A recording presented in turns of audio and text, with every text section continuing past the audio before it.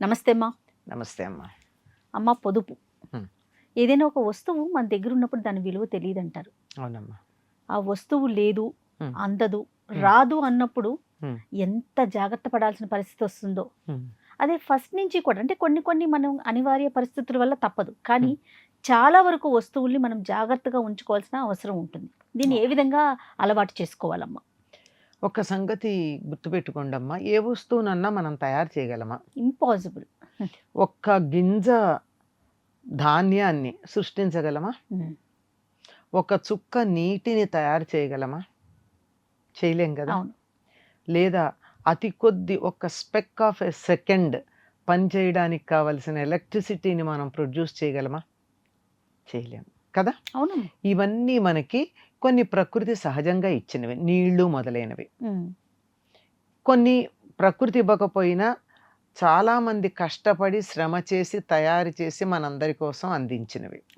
అటువంటి వాటిని నువ్వు తయారు చేయలేనటువంటివి ఇతరులు నీకు తయారు చేసిస్తే వృధా ఎందుకు చేస్తావు? వాడుకోవద్దన్నారా? కావలసినంత వాడుకోండి, కావలసినంత, అంతేగాని వృధా ఎవరు చేయమన్నారు? మనం గనక అవసరానికి మించి వాడుకుంటాం కదమ్మా. అవసరానికి మించి వాడుకున్నా పర్వాలేదమ్మా, అవసరానికి మించి వాడినా నష్టమేం లేదు. ఇప్పుడు ఉదాహరణకి పెళ్లిళ్లలో పెడతాము ఏదన్నా ఫంక్షన్స్, బఫేలు పెడుతున్నారు. బఫే ఎందుకు పెడుతున్నారు? వడ్డన్లు చేస్తే ఎక్కువ మొహమాటానికి కొంచెం వేసేయడం, వేయించుకోవడం, పారేయడం అవుతాయి. అది బఫే అయితే ఎవరికి కావలసినంత వాళ్ళు పెట్టుకుంటారు అని. కానీ ఏం జరుగుతోంది? మళ్ళీ దొరుకుతుందో దొరకదో అని ఇంతంత పెట్టేసుకుని వీళ్ళు మొత్తం పడేస్తూ ఉంటారు. బాగా చెప్పారమ్మా. ఎంతంత వృధా అవుతుంది అందులో. నాకు ఎప్పుడూ చెప్తానమ్మా, ప్రతి కింద పడేసిన ప్రతి అన్నం మెతుకులోనూ నాకు రైతు యొక్క కన్నీళ్లు కనపడతాయి. ఎంత కష్టపడి ఎండనక వాననక తిప్పలు పడి నానా అవస్థ పడి అప్పుల పాలయ్యి దాన్ని వాళ్ళు చాలా జాగ్రత్తగా పంట పండిస్తారే. లాభం లేకపోయినా పంటలు పండిస్తారు. వ్యవసాయం ఒక వ్యసనం అని చెప్తూ ఉంటాను నేను. వచ్చే ఏడాదన్నా బాగా పండుతుందన్న ఆశతో పండిస్తూ ఉంటారు. అటువంటిది వృధా చేయడం చాలా తప్పు కదమ్మా. మనం తయారు చేయలేని వస్తువుని మనకి ఒకళ్ళు తయారు చేసి ఇస్తే ఎంత జాగ్రత్తగా వాడుకోవాలి. ఏదో ఒక తీపి పదార్థం మనకు దొరకదు, ఎవరో ఇచ్చారు, ఎంత జాగ్రత్తగా ఇంత ఇంత ఇంత ఇంత తింటామో, అదొక్కటి మనకి ఇష్టమైంది అయితే. మరి మిగిలిన వాటిని ఎందుకు వృధా చేస్తున్నాం? ఇది ఏ విషయంలోనైనా పొదుపు చాలా అవసరం. అందుకని జాగ్రత్తగా మనం ప్రతి వస్తువుని ఆప్టిమం యూసేజ్ అంటారు. మ్యాక్సిమం వాడుకోండి, ఎవరు వద్దన్నారు? కావలసినంత. మరో ముద్ద ఎక్కువ తినండి, కాదనలేదు, కానీ పారేయద్దు. అది పారేయకుండా ఉండాలి. అన్నమే కాదు, ఏ వస్తువైనా అంతే, నీళ్ళైనా అంతే, ఎలక్ట్రిసిటీ అయినా అంతే, ఏదైనా అంతేనమ్మా. ప్రస్తుతం మనం ఎదుర్కొంటున్నటువంటి ఒక భయానక పరిస్థితి ఒకటి ఉంది కదా మనకి. చూడండి, ఏమిటది? పెట్రోల్ కూడా కావాలంటే ప్రయాణాలు మానుతామమ్మా. కానీ గ్యాస్ అది ఎట్లా వీలవుతుందమ్మా అసలు? ఇప్పుడు ఎంతో మంది చాలా రెస్టారెంట్స్ అన్ని క్లోజ్ చేశారు కదా. అవును, ఇవన్నీ క్లోజ్ చేశారు. అంటే కొంత ఇందులో వాతావరణాన్ని పట్టి దాన్ని స్వార్థానికి ఉపయోగించుకోవటం కోసం ఎక్స్ప్లాయిట్ చేసేది కొంత ఉన్నా, వాస్తవం అయితే కొంత ఉంది కదా. అవును, పారేసుకోగలిగినంత ఉన్నప్పుడు కూడా పారేయకూడదు. పూర్వకాలం ఎవరైనా ఇంటికి వచ్చినప్పుడు పరీక్ష చేయడానికి అక్కడ నీళ్లు పెట్టేవారు. ఆ నీళ్లతో చెంబుడు నీళ్లతో కాళ్ళు కడుక్కున్నారా, బకెట్ నీళ్లు వాడారా అన్న దాన్ని బట్టి వాళ్ళ క్యారెక్టర్ అసెస్ చేసేవారు. అవునమ్మా, అంతే కదా. అంతేగా. మరి మొన్న ఒకళ్ళు చెప్తూ ఉన్నారు, ఒక 10 ఏళ్ళలో 15 ఏళ్ళు పోయాక మన పిల్లలు మనవలు వచ్చే రోజున వాసన వస్తుంది, వారం రోజులైంది, ఒక్క మగ్గు నీళ్ళు ఇస్తే స్నానం చేస్తాను అనే పరిస్థితి వస్తుందిట. ఫ్యూచర్ అలా ఉండబోతోంది. మనం నీటిని వృధా చేస్తే, వృధా చేయడం కాదు, నీరు రాకుండా చేసే పరిస్థితి చేస్తున్నాం. నీళ్లు నేలలో నిలవకుండా ఉండే పరిస్థితి తీసుకొస్తున్నాం. పర్యావరణాన్ని ధ్వంసం చేస్తున్నాం. చెట్లనన్నింటినీ కొట్టేస్తున్నాం. అవునమ్మా. దాంతో ఏమవుతుంది? చెట్లు సరిగ్గా లేకపోయేటప్పటికీ వాన నీళ్లు కూడా వెళ్ళిపోయి ఎక్కడో కలిసిపోతున్నాయి తప్ప సముద్రంలో, నేలలో ఇంకే అవకాశం లేకపోయింది. అందుకే కదా జగ్గి వాసుదేవ్ ఆ కావేరీని నిర్మాణం చేద్దామని దానికి చేసిన మొదటి పని ఏమిటి? కావేరీ నది ఒడ్డున చెట్లను పెంచాడు. అవును. చెట్లను పెంచితే ఏమైంది?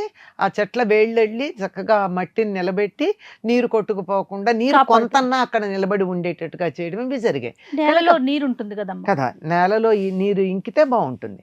ఈ విధంగా ఏదో ఒకటి చెయ్యాలి తప్ప వృధా చేస్తే ఎట్లాగమ్మా?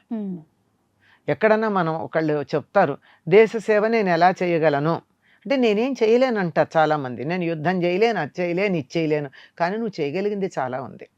ఎక్కడన్నా ఒక ట్యాప్లో నుంచి చుక్క చుక్క నీళ్లు పడుతుంటే ఆపు, దాన్ని సరిచి.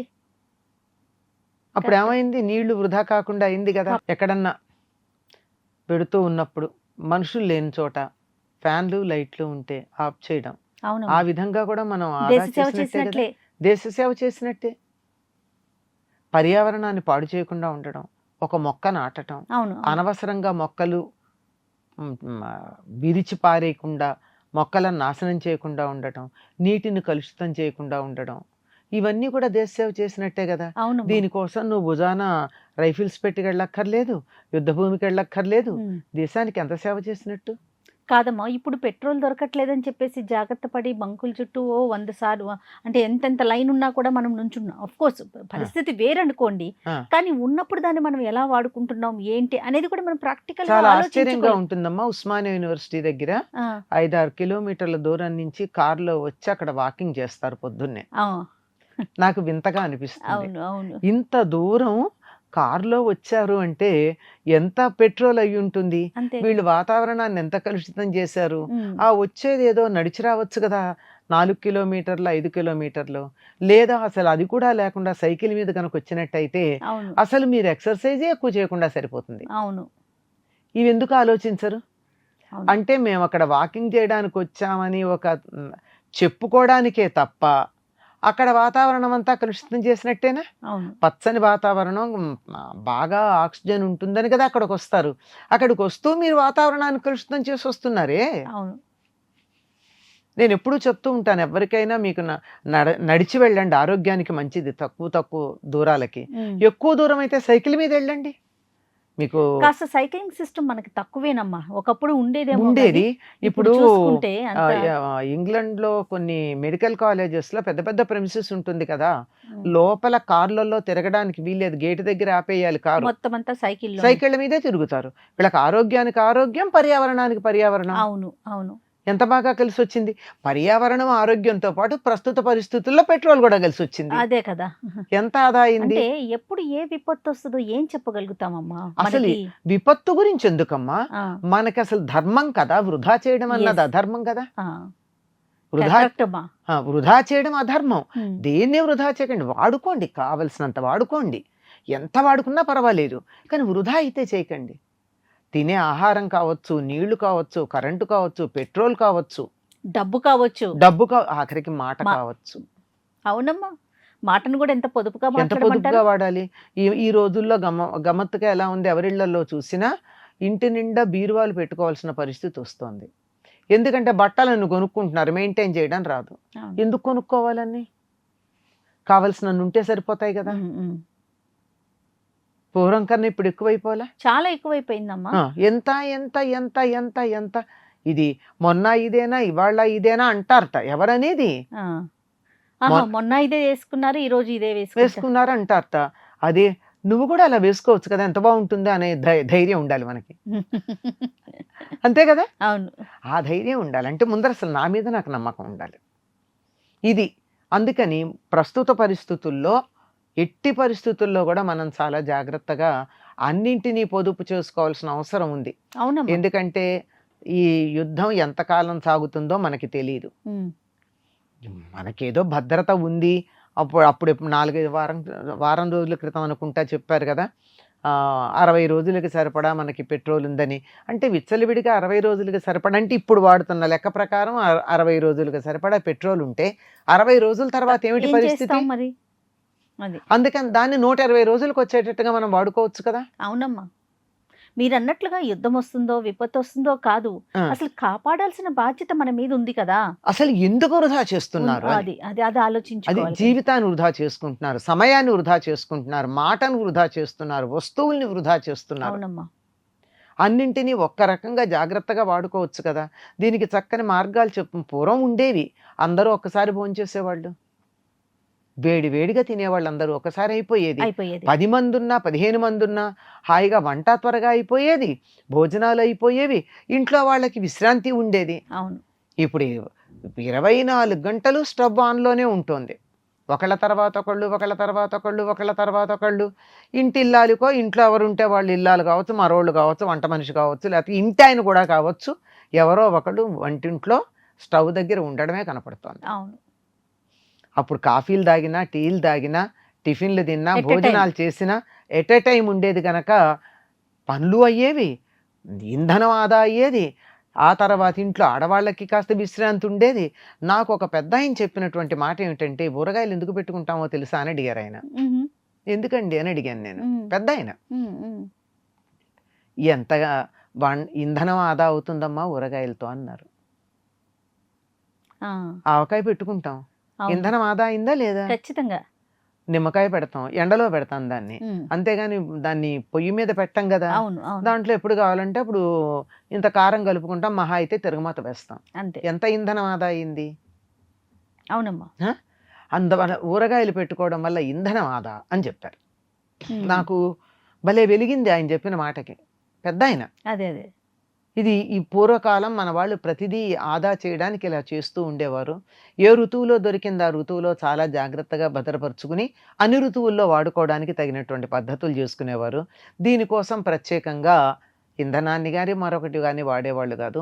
ఎంత పొదుపమ్మా మన పూర్వులది అంటే నాకు కళ్ళు తిరిగినంత పని అయింది. అంటే నాకు తెలియదు ఆ విషయం, ఆ దృష్టితో నేను ఆలోచించలేదు కదా. నాకంత కళ్ళు మన వాళ్ళు అంటూ ఉంటారు ఐ ఓపెనర్ అని, అట్లా అనిపించింది. అట్లా ప్రతిదీ ఒక్కసారి భోజనం చేయండి. అందులో ఈ రోజుల్లో అన్నం కాదు కదా అందరూ తినేది, రొట్టెలు, దోశలు. అబ్బా ఎంతమంది తింటే అన్నిసార్లు పెనం వెలిగిస్తాం కదా. అవును. అన్నిసార్లు పెనం వేడెక్కేదాకా గ్యాస్ వేస్ట్ అవుతుంది కదా. ఆ తర్వాత 2 3 వేసేసిన తర్వాత మళ్ళీ ఆపేస్తాం కదా. మళ్ళీ ఇంకో మనిషి వచ్చాక మళ్ళీ పెనం వేడెక్కేదాకా దానికి వేడెక్కిస్తున్నాం కదా. అదే వేడి పెనం ఉండగా గబగబగబా ఇంట్లో వాళ్ళందరూ ఒక్కసారి దోశలు రొట్టెలు తింటే ఎంత కలిసి వస్తుంది. చిన్న విషయం లాగా అనిపించినా కూడానమ్మా, దీని వెనకాలప్పుడు మన ఇంట్లో ఉన్న వాళ్ళకి కూడా అర్థమవుతుంది, ఓహో ఇది జాగ్రత్తగా వాడుకోవాలి, ఆటోమేటిక్ గా తెలిసిపోతుంది మన పనుల ద్వారా. అందులో ఏ పూరీలు లాంటివో వేసుకున్నారు అనుకోండి, వేసుకుంటే ఒకసారి ఆపి మళ్ళీ వెలిగిస్తే సెకండ్ టైం ఆయిల్ హీట్ చేసినట్టు అయిందా లేదా. అవును అవును. ఇలా ఎన్ని ఉన్నాయమ్మా. జాగ్రత్తగా కొంచెం దాని మీద దృష్టి పెట్టి ఆలోచించాలే గాని మనం దేశ సేవ చేయొచ్చు, పర్యావరణాన్ని మనం కాపాడుకోవచ్చు, మొత్తం గ్లోబుకే సేవ చేసుకోవచ్చు, మనకి మనము సుఖంగా ఉండొచ్చు, ఎన్ని రకాలుగా చెయ్యొచ్చు. అవునమ్మా. ప్రతి ఒక్కరు ఎవరికి వారు ఆలోచించాలి. ఎందుకు వృధా చేస్తాం. మీరు వాడే నీళ్లు ఉన్నాయి, వాడే నీళ్లు, కొన్ని నీళ్లు మనం స్నానం చేస్తాం, దాన్ని ఏం చేయలేము. బట్టలు ఉతికి నీళ్లు ఉంటాయి, బయట ఓపెన్ ప్లేస్లో పోయండి, ఒక బకెట్ పట్టుకెళ్ళి పోస్తే నేలలోకి ఇంకుతాయి కదా. అవును అవును. ఎక్కడికక్కడ గచ్చు మీద పారబోసే కన్నా లేదా ఆరు బయట గచ్చు మీద పోసినా వాతావరణంలో నీటి ఆవిరి వచ్చి చల్లబడుతుంది. ఎక్కడన్నా ఖాళీ ప్రదేశం ఉంటే అక్కడ పోయిండి, నేలలోకి నీళ్లు ఇంకుతాయి. లేదంటే చిన్న చిన్న కుండీలు పెట్టుకుని మీరు చేతులు కడుక్కోవడం, అందులో కడుక్కోండి, ఆ మొక్కకి నీళ్లు వస్తాయి, మనకి ఇటు ప్రాణవాయువు వస్తుంది, నీరు వృధా కాదు. అవును. మనకేదో పూల మొక్క అయితే పూలో కరివేపాకో, తులసిలో అయితే చేతులు కడగమనుకోండి, ఏదో ఒక ఆకుకూరో కరివేపాకో ఇంకా పూల మొక్కలో పూలో వస్తాయి. చాలా జాగ్రత్తగా మనం వాడుకుందామమ్మా. నీళ్లు స్నానాలు చేసేవి కూడా 3-4 బకెట్లు చేయడం తగ్గించుకుని చక్కగా పొదుపుగా ఏదో దొరుకుతున్నాయి కదా అని వృధాగా వాడకూడదు. రేపు పొద్దుటికి ఉండాలి కదా, అది ఆలోచించాలి. నమస్తే. నమస్తే. And for more videos, please subscribe to iDream. Please subscribe to iDream. Please subscribe iDream. And please subscribe to iDream. For more videos, subscribe to iDream. please like, share and subscribe to the channel. Congratulations, iDream. Subscribe to iDream. Subscribe to iDream. So subscribe to iDream Media. iDream ki iDream team andarki huge congratulations. Please subscribe iDream Media.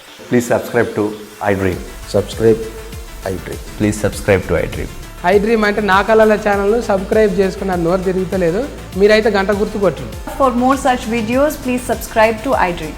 Subscribe to iDream. Please subscribe to iDream. Please subscribe iDream Media. Please do subscribe to iDream. Please subscribe to iDream Media. For best entertainment and information, please subscribe iDream. And don't forget to subscribe to iDream.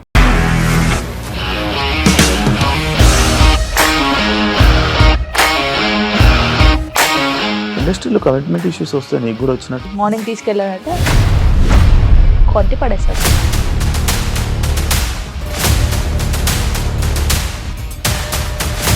ఒక్కళ్ళు కూడా చూడలేదు ఈ cinema అని చెప్పడానికి కూడా చాలా ధైర్యం కావాలి. అది నిజం కదా, దాంట్లో ధైర్యం ఏంటి? ఇది నెక్స్ట్ డే ప్లేట్ మార్చేస్తే తప్పు కదా. As of now we are comfortable this అని నేను అనుకుంటున్నాను. రష్మిక గారిది మీది ఒకే ఊరు అంట కదా.